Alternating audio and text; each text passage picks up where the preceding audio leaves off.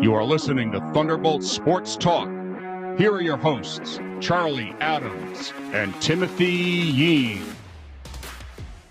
Hello and welcome back to Anchor TV Interviews. Tim Yean here, as usual, a sports manager for Anchor TV as well as a sports editor for the Anchor, Rhode Island College's student-ran newspaper. Today, we're not joined by someone associated with Rhode Island College. Instead, he's from the University of Rhode Island down in Kingston. He just became the sports editor for their student newspaper, the Good 5-Cent Cigar. With that, he also does a lot of other stuff, such as freelance sports writing for the New England Football Journal and the Cranston Herald, working URI games as part of the production team, and on air as a broadcaster. He's also a broadcaster as well for Sports Nation. Got a game coming up, a local broadcasting company covering mainly high school football and high school and club hockey. Finally, he interned for the Hyannis Harbor Hawks in the Cape Cod Baseball League and was the lead producer for the Harbor Hawks this past summer. Ladies and gentlemen, please welcome Charlie Adams, a.k.a. Chaz Adams, a.k.a. Charles Adams, not known as Chuck Adams, per his mother, sophomore at the University of Rhode Island. Chaz, how are you doing? I'm good. I'm happy to be here on a bit enemy territory over here in Rhode Island College. A little bit. Now, it's usually I'm the one that's asking people to do the interviews, but for you, you're like in the podcast group chat. Hey, let me get on the Anchor TV interviews, just for fun. What came up with the opportunity? I had some time and want to switch it up a little. You had a lot of Rhode Island College people. Why not take a trip down to Kingston for a second? All right. You're taking the trip up to North Providence, but we're going to speak to a guy dormant in Kingston.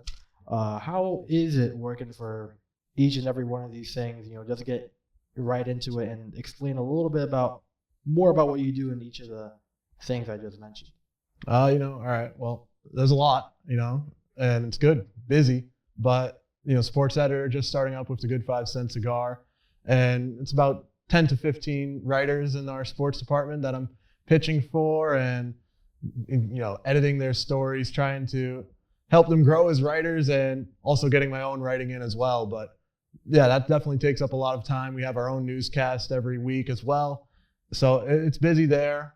And then as far as freelancing with the Football Journal or the Cranston Herald, I'm there when they need me. And of course, I just love to write. So those opportunities, when they come, I really don't say no too often. And lead producing for the Hyannis Harbor Hawks, it was really a busy summer, just rebuilding the full show, and every graphic that we had for broadcasting all of our games was newly built for the show, and it's just another great opportunity. Yeah, absolutely fantastic. Absolutely packed resume at such a young age. And I've known you for quite a while back at Cranston High School East. Back my sophomore year, you joined Thunderbolt Sports Media. You were the vice president for me, or what is it, beginning of my junior year, technically? Yeah. Vice president, lead writer. Yeah, lead writer. You started off as a writer, got into some broadcasting. But how did you initially get started, with TSM, and how it grew as you continued your career with Cranston East's very own sports media club?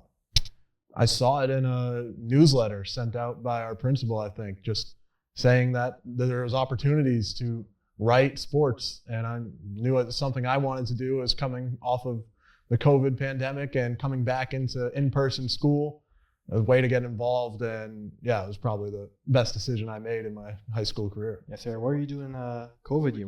It was band, correct, if I'm not mistaken? I was in band over COVID, and that was my only time in band. Think about it. We're doing band on Zoom. So it's not very, like something you want to keep doing if you're going to play a saxophone over a Zoom call. It just really took the enjoyment out of playing the saxophone. And honestly, recently I really have been thinking about getting back into playing the alto sax, because it is fun. And it is just not for me at the high school level. Oh. Yeah, is there plans to join the URI band if you do, get master that up, or too much time on your hands? No, I do not think I have time to join the URI band, but they do a great job. Got you. Mr. Ken Simone, importantly, was the advisor to TSM while we were both there. Currently, he's the PA announcer for the basketball games at Cranston East, as well as Brown University, men's basketball, Prout School basketball, whenever they need him, or, just the main guy. soccer and basketball, or soccer as well for Brown University, and also basically the voice of the RI Interscholastic League High School Championships. Basically everything under the sun: football, basketball, soccer, volleyball, lacrosse. Most definitely, most probably. The only things he doesn't do are the ones I fill in for when he's busy with another championship. So he has a pretty packed schedule himself. How much of an impact has he made towards your career, and what are some things that you've learned from him that you still continue to follow to this day? Well, I think for both of us, he was kind of our first real connection in sports media and helped jumpstart where we wanted to go. And as far as a writer, he was my first real editor and helped me improve from, learning how to write to learning how to write sports and stuff like, short, choppy paragraphs that are more easy to read. And he really just refined my writing style that I definitely, without that, I wouldn't be where I am right now. And he's really helped improve my writing. And yeah, of course. Most definitely. He also improved my skills as a writer too. I got bored in Italian class one day, started writing about the Miami Heat. Said it was good, but that kind of also started a little bit of my sort of interest in sports writing and how I eventually became the sports editor here at the Anchor newspaper as well. Of course, sports manager Anchor TV, but that's not really necessary. During the end of the career, just a little side thing. As seniors, we both started the Thunderbolt Sports Talk podcast, sort of as a quote-unquote free period, but we actually got work done. So that was a huge thing we did senior year. How was that, working and planning each episode, and how did that entail? Well, honestly, I think I might have done the heavy lifting and the planning part of it between us.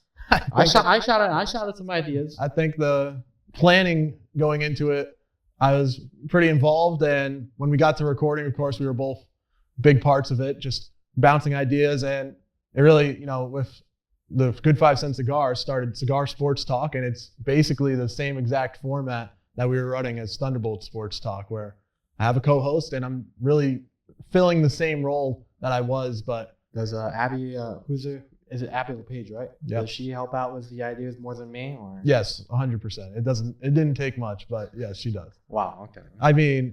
You were good though, free balling off the top of the head when we were getting there live, but there's a lot more written notes in there that we are referring to when it comes to Cigar Sports Talk than maybe Thunderbolt Sports Talk. Yeah, somehow on Friday mornings when it was a rough time to record. I'll give you that. In the green room, you're recording. Shout out, and I know this isn't a forced cliche. Shout out to the Thunderbolt Sports Talk podcast. It ended because we're not there anymore.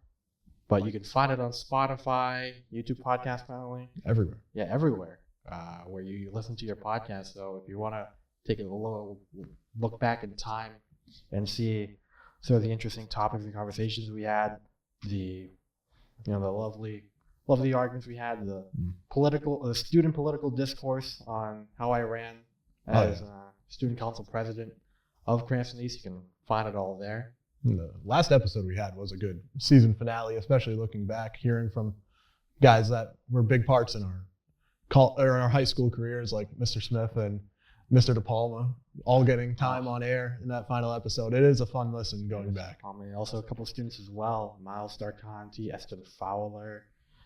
You guys probably don't know them, but me and Chaz, if you're from Cranston East, you probably know them. But for the sake of this purposes, some of the student athletes there who were really big supporters of the podcast, really big supporters of TSM, really helped us along the way and really made it a fun time. How did you get started with the Good 5 Cent Cigar, and how did you make your way up to become the sports editor as only a sophomore?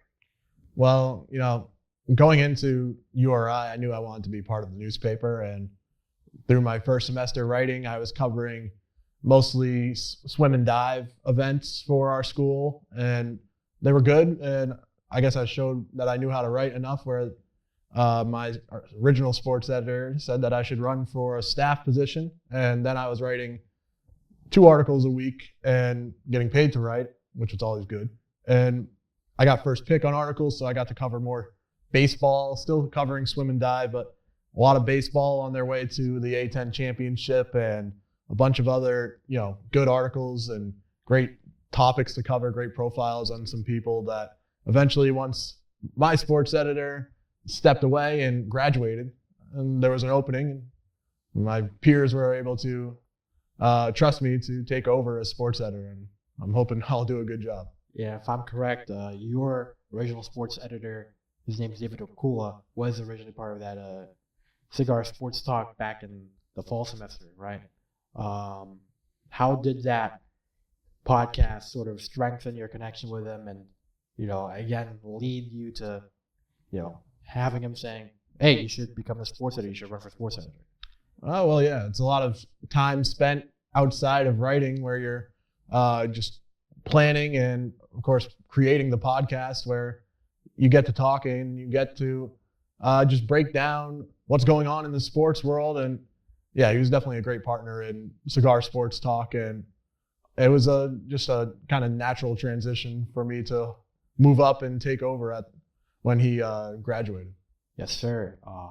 Another side note, I remember one of the biggest stories coming out of the University of Rhode Island, Thor Bjorn, your ex-athletic director, moving up to UMass to take on, overseeing the football program there as I forget the role, but taking on a huge key role for a struggling UMass football program.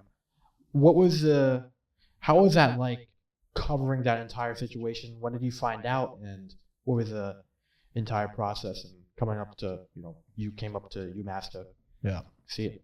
Well, yeah, it's fun chasing a story like that. And I learned about it on Twitter with everybody else. It broke on Wednesday that week, and Wednesday is the day that we release our newspaper, or at least we go into production to print it the next day. So there was a tight turnaround to get it covered for that week, the breaking news from the Pete Thamel tweet. And I reached out to Thor Bjorn asking for a quick interview. He didn't get back to me until the article was already finished with what we had, but it was in time, and he actually lost his voice. He had laryngitis when he made the news that he was leaving to UMass. So unfortunate timing there, but he did provide a note to the Cigar and an email that we were able to put in the article in time for that week. And then the press conference came shortly after, I think Friday. And so just hopped down, took the trip down to UMass Amherst, covered the press conference, and had a follow-up article for the next week's paper covering Thor's departure and how the university is going to move on from that. But being in person for the press conference, we were the only Rhode Island media who made the trip. Me and my friend and now sports staff reporter Michael Petrasky was doing the newscast covering the press conference, and Thor was definitely appreciative that two students would make the trip down all the way to Amherst to cover it. And yeah, so he thanked us for making the trip and being willing to cover the story in Amherst. And it was definitely a good experience just being on the road and covering a story in a different area than you're used to heading down to Amherst. Yeah, it's awesome that Thor knew you guys from URI, came over and really appreciate you guys coming. And like as you said, the only sort of media from Rhode Island to head up there and cover that news, especially since it was so big for your programs in general. When you do a sports story in general, are there any key things that you look at when it comes to finding it and turning it into something that people actually want to read? There's some styled things with how I write that I try to do. I try to vary my word choice as much as possible, just trying to not say the same kind of sentences in the same kind of ways over and over. And that usually helps with being able to get through a full article quick enough. And of course, mixing quotes in, I try to put, as I think as writers, it's just being able to say the most in the least amount of words is the main goal every time. And that's kind of just what I aim for. Yes, sir. When it comes to player interviews, I've done, I have done an interview with the head coach of the women's volleyball team, Jenica Brawl, but not really so much yet with any of the players from our athletic programs. I know you did one with AJ Pena, I believe, from URI. What was the process of getting him to, agree to that interview? Like, did you reach out directly to him? Did you reach out to a coach? Was it media relations that you reached out to? Yeah, you go through media relations, and with Pena in specific, talk to the media relations person. They'll merge the phone call on it. That's how that one went. We merged the phone call between the media relations person and AJ Pena, and I'm on the call too. So we just merge it, record the call, and just get the interview done over the phone is usually the easiest way for me to get an interview across and most flexible for everybody involved. Yeah, just call it a quick call it a day, write it up, and bang it out. That's really it for that. For turning on to your play-by-play side of things, what's the hardest sport for you to commentate, and vice versa? What's the easiest sport? And how did you get into doing play-by-play?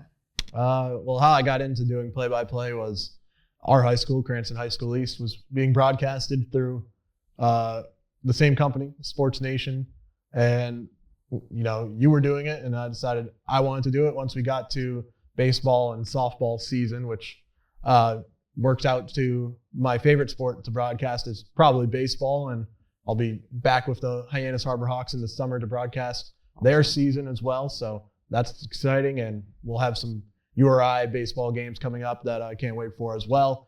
But the hardest sport is probably hockey, and we do it a lot for our company, Sports Nation, but it's a mix of saying too much and not saying enough when it comes to hockey, because there's always action going on. So that's really the difficult challenge, juggling saying enough versus saying too much. Yeah, it's so fast-paced. I remember in broadcast journalism class with Mr. Silva, another Cranston East teacher, where I think it was our boss texted you, if you were interested in helping out and all that. That was broadcast journalism was A class of all time. You were basically the only two ones in there. Essentially, there were a couple of other people, but we were the two mainstays, and it was some pretty fun times. Even I probably, because I was busy going somewhere else. We're not gonna try to remember that for the sake of the episode. Production wise, a lot goes behind the scenes. How much work is done behind the mics and the screen compared to what viewers see on their screens? Pretty much all of it. It's a lot behind the scenes. There's a lot more people behind the scenes, especially for these ESPN Plus broadcasts at school for the marquee sports like men's and women's basketball and football, where there's a lot of people working in different roles and just working to execute things. When I'm producing games, it's probably maybe less pre-prep going into the game than broadcasting it, but there's a lot when you get on site and you're kind of just going from the time you get there to prepare for the show, execute the show, and just make sure everything goes smoothly to best support the broadcasters and the viewers. I almost forgot about that. ESPN Plus, I know at URI, it's mainly ESPN Plus they broadcast on. Is that entirely student run, the production, the broadcast team, or there, a little bit of a senior figure that's also involved in getting these broadcasts out to the air for ESPN Plus? There's always a senior figure involved, not fully student run. There's Dave Walzer and Clay Cook, both really man up all the broadcasts across the season. When it comes to marquee sports, again, like men's basketball, women's basketball, and football, they bring in other professionals from around the Rhode Island industry, and they also work with students, alongside students. So there are professionals, and when it comes to other sports, there's more opportunities for students on the production side, but you just get the chance to work alongside these professionals in a lot of these cases. Yes, sir. And also another side note that's not in my listed questions, with the basketball play-by-play, you do record yourself doing the broadcasting. I remember the very viral clip of the women's basketball game on Students' Day, I believe, where the woman reached 67 points and the entire crowd went crazy. You filmed that entire experience, and YouTube saw some mixed reaction, or at least across the board on social media. It was pretty mixed. Some people loved it. Some people were tired of the brain rot mishmash of 6'7". I'm not tired of it at all. In the big 2026. What inspired you to, get into filming yourself, or did you see anything on the internet that sort of inspired you, and how did it feel to have some of these moments whenever you're broadcasting go viral on whatever you're posting on? Over the summer with the Harbor Hawks, I was the producer, but a lot of the broadcasters were recording themselves and posting that style of video. And that's really where I got it from. When I got the first chance to broadcast with the Harbor Hawks that summer, I did the same kind of videos for a second. That kind of just started that. And once we got to basketball season and I was back on the mic, I just continued to post those types of videos and mention them going viral. But it's fun. You can't look too much into it sometimes, but yeah, there's some support out there, and the 6'7" videos specifically. Yeah, it does seem like some people are getting tired of it, but I knew that those videos were going to do well just based on every single time a women's basketball education day came up and the 67th point was scored. You'd see those videos and you'd see them all over social media, and the reaction around the arena was great. And yeah, I'm just glad I was on the mic for it. Yeah, it was awesome. 6'7", such a big thing. I remember I was at a PCE game, 67 points. I got on the 6'7" cam, by the way, doing the 6'7" emote. Not my proudest moment. It was definitely a problem when I was doing it, but looking back, at least I got on the jumbotron. It's whatever you do that counts. Production-wise, a lot excuse me. How many hours per day do you commit to just sports, whether it be writing, prepping for a broadcast, producing, all that? How much hours goes into your week? I think it's too many to start keeping track of. I think I'd avoid doing that, keeping track of how much I put into it, but I think it's all worth it. Like today, I'll probably go home and I'll prep for a game I have on Sunday. I'll prep my pitches for Monday's pitch meeting, and I'll be also preparing to call a game tonight for high school hockey. So it's going to be busy, and I also just had an interview earlier today, so I'll probably pull the quotes from that to get my own article in for my Monday deadline again. So it's always busy, it's always going, and yeah, if you count up the hours, it's hard to think about it like that, because it's definitely a lot when you break it down. Yeah, did you at least break up some time for Super Bowl Sunday, get to watch the Pats back at the Super Bowl? Yeah, I mean, that's why I'm trying to do, usually I'll hold off on writing my news pitches for the newspaper, but with Super Bowl Sunday, we usually get those in on Sunday at 7, so I'll try to get them in early for sure. That is absolutely awesome. Are you confident that our Patriots will win, or do you think Seattle's going to take this one? I'm more confident than the other people I've been talking to. It seems like a lot of Patriots fans are just happy to be here and think it's a done deal. But just like the MVP race, it was close there. I didn't think it was going to be as close as it was. I don't think the Super Bowl is going to be as much of a blowout as anyone's really expecting. It looks like it'll be a good game. I mean, it really gets down to Drake May starting early. He hasn't done it in the playoffs yet, but he hasn't really had the chance to. Now he's in a warm weather climate, and he can just heat up quickly, hopefully, for the Patriots. He plays against some elite defenses too. Chargers have pretty good defense. Texans was one of the best defenses throughout the year. Denver, and then going to the snow, he was able to get that done. Got good against a really good defense. Made plays where it mattered. But now they get to go against the Seahawks defense. Probably gonna be another tough matchup. And that Seattle offense with Sam Darnold and the Emerald City route artist Jackson Smith and Jigba. We're going away from JSN, ladies and gentlemen. That's gonna be another fantastic matchup to watch. You've been to a lot of places covering a lot of different things. What has been the coolest environment to work or report a game, and what made it so special?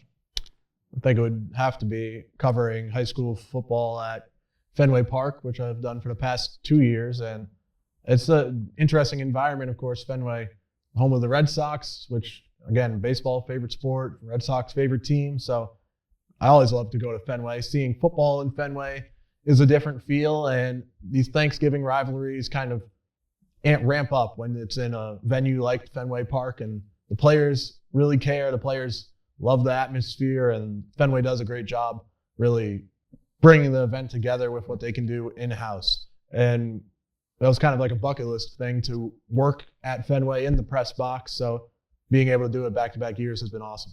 That's right. And I heard the food spread was absolutely lovely at Fenway. What was it? What was there?